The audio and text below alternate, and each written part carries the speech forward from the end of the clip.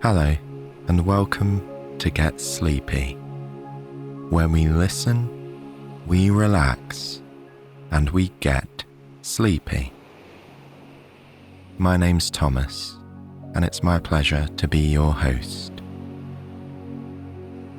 Tonight, we'll be taking our 5th visit to the ever-popular Rainy Day Bakery to follow Lily as she makes yet another delicious treat for her customers. This time, it's fudge. This cozy bakery cum cafe is always a favourite for us to return to. Perhaps it's the charming protagonist herself who runs the bakery, maybe the friendly locals who visit, or simply the relaxing atmosphere, sweet aromas, and warming comforts. Whatever it is about the Rainy Day Bakery that you love, I hope it will help you fall asleep once again. And since this is such a beloved series on Get Sleepy, we're offering a bonus episode tomorrow night for our premium subscribers that stitches together the first 3 installments from the Rainy Day Bakery into one continuous play episode. It's over an hour and a half long, so it will give you plenty of time to drift off while you listen. So now, let's take a moment to get settled more deeply into bed and into relaxation. The setting for our story tonight may feel familiar, cozy and comforting to many of you by now. A place you know you can rely on for all those soothing attributes. And the spot you're in right now, snuggling into bed, may well bring you that same sense of familiarity and comfort. Enjoy the feeling of your head sinking into the pillow, giving your neck muscles the opportunity to completely relax.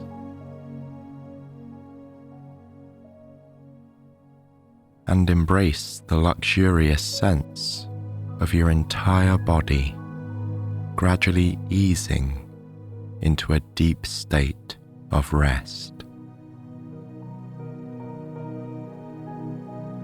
Even if you feel some tension or achiness in some areas of your body, just know that gradually, as you continue to relax, they will all melt away, bit by bit, allowing you to drift into a soft and soothing sleep.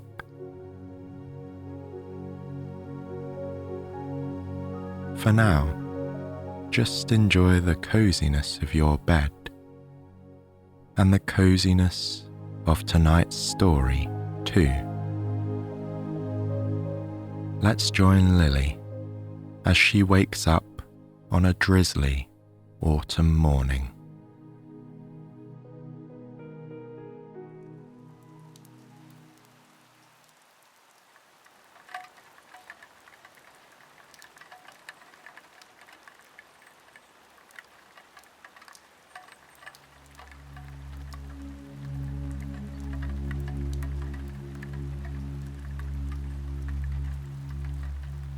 A delicate rain pattering on the glass gently eases Lily into wakefulness.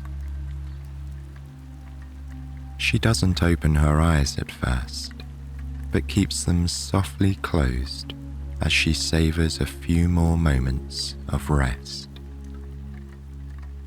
Without realising it, she dozes off, the sound of the rainfall mingling with visions of damp streets and puddles in her mind.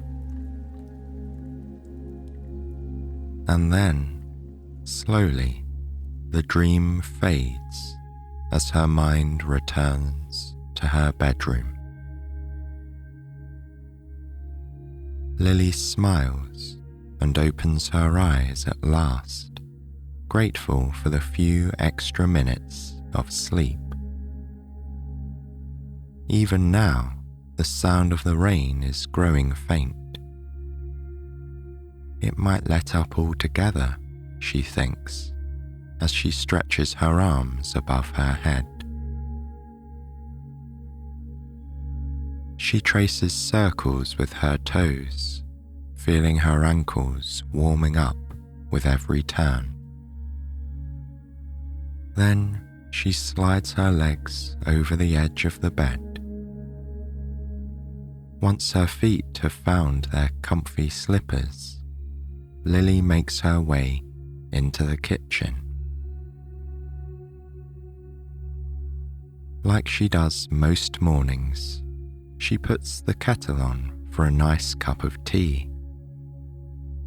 She loves the sound of the bubbles forming inside it. It's familiar and soothing, a kind of cozy background noise to the otherwise quiet morning. Bubbles and rain are the two things Lily can always depend on at this time of day that make this place feel like home before the sun comes out. She thinks about the other small, meaningful details of her life as she spoons dry tea leaves into a metal tea ball.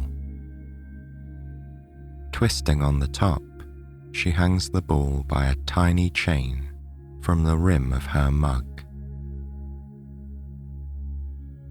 Once the water has boiled, Lily pours it over the leaves. She watches the hot water take on the colour of the tea leaves as they steep.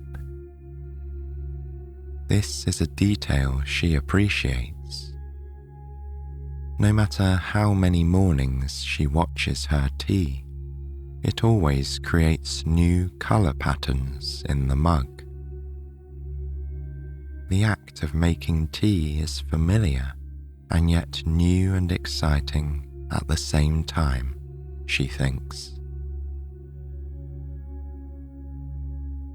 Lily pours a splash of milk into her tea and then carries it over to her wooden window seat. Looking out through the glass, she can see her neighbourhood is still shrouded in darkness. The rain has given way to a light mist, and she can make out the first wisps of fog rolling in behind her neighbour's house. The man who lives across the street keeps a beautiful garden during the spring and summer months. Even now, in autumn, everything growing around his house seems perfectly in its place. The brown, red, and yellow leaves that have already fallen from the trees overhanging his lawn remind Lily of an artistic splattering of paint on a green canvas. He's still asleep at this time of morning. Most of the neighbourhood is. I must be one of the earliest risers in town, Lily thinks with a smile. But she doesn't mind the hours she has to keep to run the bakery. It makes her happy to know that her customers always have a place to go when they wake up too. As she gazes across the street, Lily notices a small bit of earth that's recently been turned. He must have planted his bulbs yesterday, she realizes. It reminds her that she should probably do the same. There's a small garden just outside the bakery where Lily has experimented with planting various things over the years. One year she planted herbs, another tomatoes and peppers. Now it's a flower garden, or it will be in springtime. But she needs to get her bulbs in the ground soon. They rely on the cool autumn soil to wake up from their slumber and put down roots for the spring. I'll have to remember to bring them with me to the bakery today, she tells herself. After finishing her tea, Lily takes one final glance out the window. The fog is rolling in around the house across the street now. Fog was in the forecast, Lily remembers. She's always enjoyed a good foggy day. There's something mysterious and magical about fog, she thinks, as though enchantments and worlds of possibility are hidden just out of sight. The thought makes her grin as she stands and carries her mug over to the sink. After washing it out, she leaves it to dry on the bamboo rack and heads into the bedroom to get dressed. Today, she chooses a red shirt with yellow details to wear.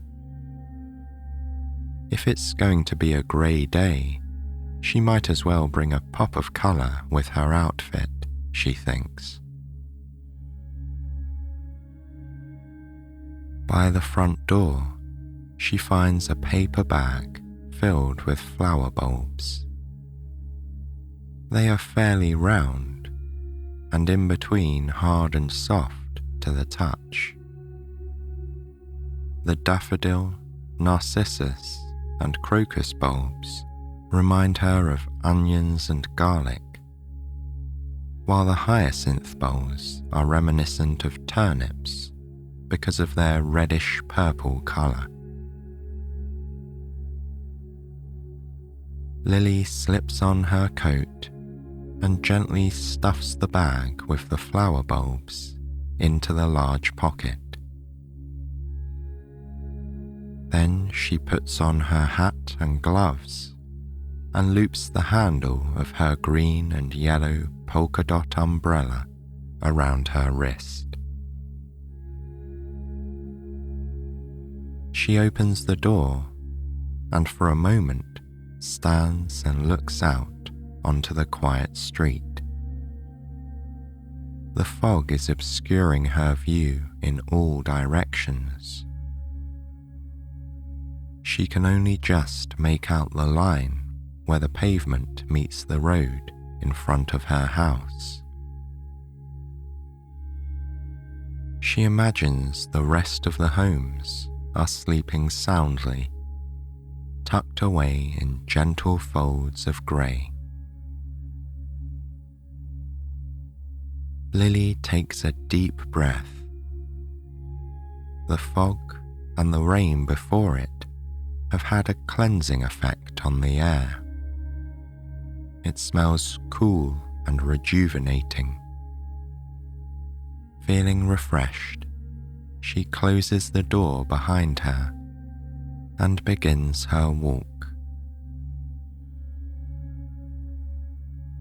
Small puddles dot the pavement, but none are so big that Lily has to walk around them. Her boots allow her to make her way through them with a little care and attention. It mustn't have been raining very hard or for much time last night, she thinks.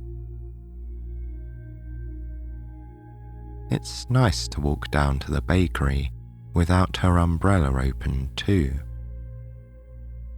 She takes advantage of this and looks up into the grey sky. The fog encircles the tops of the trees that line the street, weaving in and out of their brown branches and among their colourful leaves. Lily reaches out a hand and swishes it quietly through the air. She can feel the mist gathering on her skin. Looking at her hand once she pulls it back, she sees it's dotted with countless translucent droplets. Normally, she'd be tempted to wipe her fingers on her coat to dry them off. But instead, she brings her hands together, inviting the moisture into her skin as though she's applying lotion. It's soothing, knowing she's connected to this place, this weather, to the trees and the sky. Lily lets her gaze fall on the space where she knows her neighbour's house should be. She can see the edge of his drive, but the house is hidden behind a white and grey mass of fog. Her neighbour has 2 cats, one white and one black. Lily hopes they're snuggled up together in their favourite window seat, dreaming of warm summer sunshine and catnip. As she continues on her way, she listens to the rhythmic sound of her feet tapping the pavement with every step. The fog makes sounds feel closer than normal. Everything is amplified under this blanket of weather. It takes longer than usual for Lily to spot the bakery. Its recognisable, multicoloured door peeks out from behind a swirl of fog for just a moment, before being tucked away once again. Lily smiles. Even if she couldn't see the door at all, she'd still know it was there. She's done this very same walk every morning for so many years. She could probably find her way blindfolded. But still, it's a comfort to see it, and to know she'll soon be stepping inside, surrounded by the familiar aromas of coffee beans, sugar, and flour, and plugging in the twinkling fairy lights that will bring her little shop to life. She pulls out her set of keys and inserts the right one into the lock. Heading inside, she wipes her feet on a mat and then switches on the overhead lights. Then she takes off her coat and hangs it up, leaving the bulbs in the pocket. Before going behind the counter, she finds the end of the strand of fairy lights in the seating area and plugs them in. They flicker to life above her. That might be my favourite moment of the day, she thinks to herself. She knows she's back home at the bakery as soon as the fairy lights are twinkling overhead. With a feeling of gratitude for this comforting space, she takes a deep breath, inhaling the deliciously familiar scents within it. The coffee beans smell acidic yet rich. The flour is dusty and reminds her of weekends spent with her grandmother, baking all sorts of wonderful treats. And the sugar is sweet and a little bit burnt, reminding her of days at the fair and holiday cookies shaped like trees and ornaments. Exhaling, she feels her muscles relax. She rolls her shoulders a few times, allowing them to warm up and stretch out. Then she walks behind the counter. Before she left the bakery yesterday, she set aside a recipe for one of her favorite cold weather treats to make, fudge. Looking at the worn, handwritten page, smeared with cocoa powder fingerprints and torn at one corner, is enough to bring the rich chocolate taste to mind. Yes, she thinks, this is exactly what I want to make today. One of her favorite things about this recipe is how simple it is. It only calls for 2 base ingredients: chocolate chips and sweetened condensed milk. Lily thinks for a moment about the flavors of fudge she'd like to make. Some of her regular customers always request peppermint, so she'll have to get out the peppermint extract and a package of candy canes to crush on top. Rose loves hazelnut fudge, so she'll need whole hazelnuts for the top. And finally, she's been in the mood for some rich orange chocolate. So that's what she'll make for herself. She even has some leftover candied orange peel that she can use to give it an extra kick. She heads into the pantry and finds her trusty double boiler, the right size pans, wax paper, chocolate chips, sweetened condensed milk, and all the flavorings and toppings.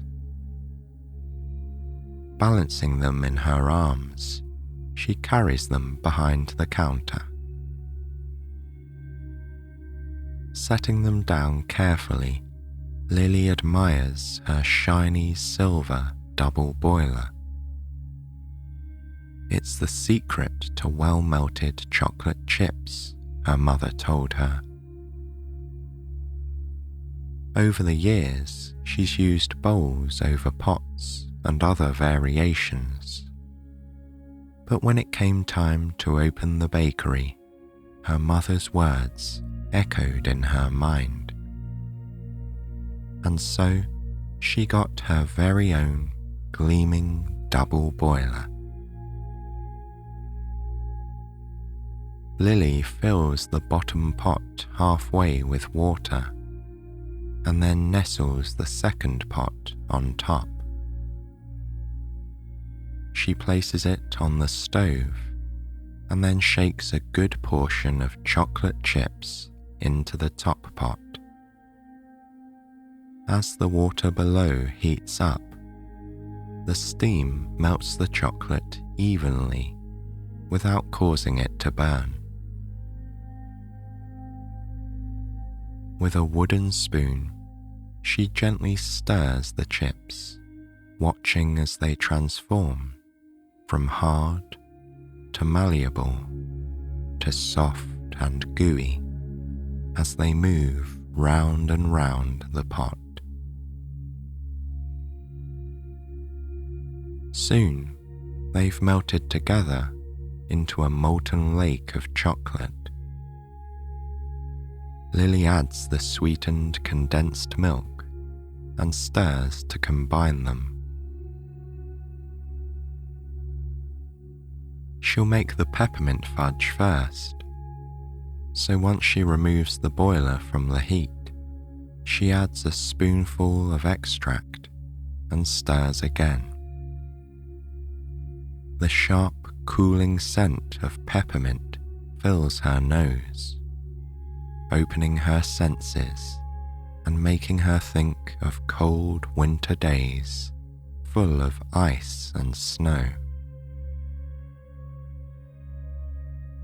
Before it has a chance to cool too much, she pours the chocolate mix into a pan lined with wax paper. Ribbons of fudgy liquid cascade into the metal holder, filling every corner like lava running through a rocky channel. Lily uses the wooden spoon to scrape the sides of the pot, making sure every bit of fudge is accounted for. Then she gently lifts the pan and taps it on the counter, helping the liquid fill any remaining gaps and evening out the top. Now, it's time to add the topping. From a nearby drawer, she retrieves a heavy rolling pin.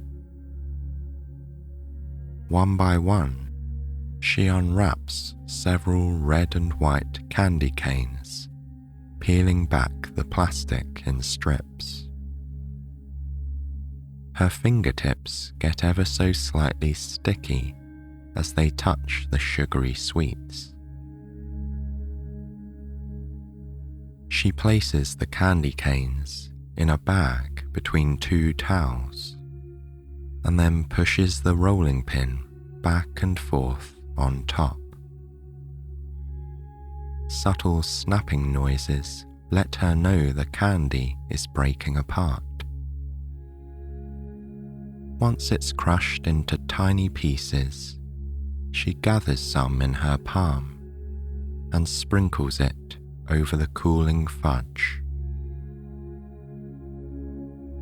The larger chunks of candy will give the fudge a nice, crunchy texture, while the smaller ones will lend an extra bit of peppermint essence. Lily carries the fudge over to the cooling racks, where it will wait until it's ready to be sliced and served. In the meantime, she'll wash up the pot and prepare the next 2 batches. Before she begins the next batch, she zests a whole orange. She'll use the little flecks of peel to give the fudge a brighter, citrusy flavour in combination with orange oil.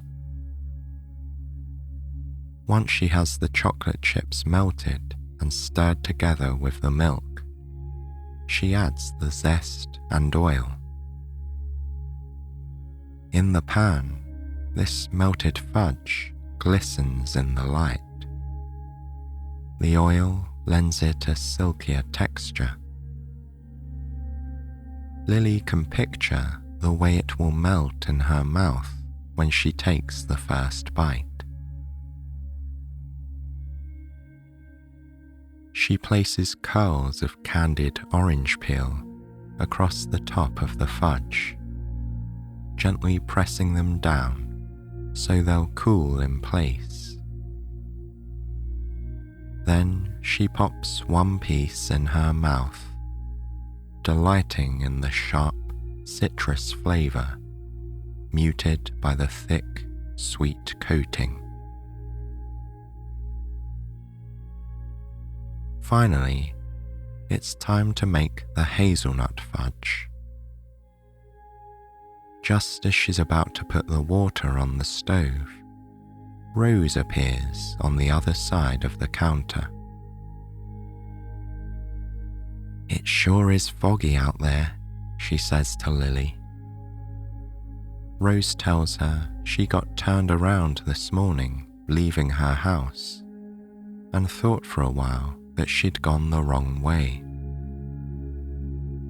The fog was so thick she could barely see her hands in front of her. But then, in the distance, she saw the twinkling lights in the bakery windows. They were like little guiding stars, ushering her through the gloom to her home away from home. Lily smiles broadly as Rose recounts her tale, and she's particularly excited to let Rose know that there will be hazelnut fudge coming her way later on. "Oh, that's my favourite," Rose says, clapping her mittened hands together softly. Lily pours a cup of coffee and hands it to Rose, who carries it over to a comfy seat by the window.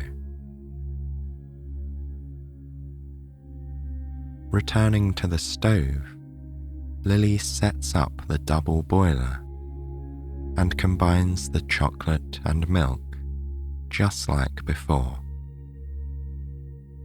Then she removes the mixture from the heat, adds hazelnut flavouring and some crushed hazelnut pieces, and pours it into the lined pan. To finish it off, she carefully places whole hazelnuts in neat rows across the top of the fudge. Every piece will have one, adding crunch and depth of flavour.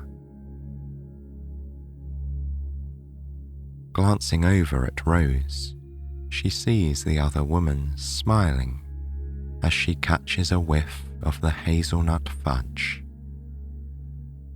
The rich scent permeates the air, mingling with the orange and peppermint, the perfect medley for a chilly day. While she waits for the fudge to cool, Lily decides she'll use the time to get the bulbs in the ground. Besides, it's a slow day, and I'll be able to see anyone coming in, she thinks. She walks over to Rose and lightly rests a hand on her shoulder. "I'll be outside if you need anything," she says. To her surprise, Rose offers to help. How lovely to have company out in the garden, Lily thinks. While she feels completely at ease spending time alone with her plants, she always enjoys time spent with good friends. And after so many years, Rose is most definitely a good friend. Together, Lily and Rose head to the door, slipping on their coats and scarves on the way out. When they reach the small garden, Lily pulls the bag of flower bulbs out of her pocket. Rose opens the top of a workbench where a few tools are stored and finds a couple of trowels. The two women kneel down on the ground, laughing together as they feel the dampness of the soil soaking into the knees of their trousers, and begin to dig. They chat about all the seasons they've watched go by here at this bakery. There was the time Max from the hardware store accidentally ordered 12 dozen cupcakes instead of 2 dozen for his daughter's birthday party. They were practically begging people to take cupcakes with them for a couple of days. And the one summer when a storm came in and washed out a few roads, stranding visitors in town. Everyone congregated at the bakery, making coffee and snacks, and collecting blankets, children's books, and more to keep their new guests comfortable until the roads were repaired. We've had some good times here, haven't we? Rose asks. Lily nods, patting down the soil around the last flower bulb. Standing up, she steps back to admire their work. Rose follows her. They stand together in companionable silence, sharing a moment of reflection and gratitude for years well spent. And Lily watches the fairy lights twinkle like guiding stars in the foggy gloom, leading all who need a home away from home, no matter the weather, to the rainy day bakery.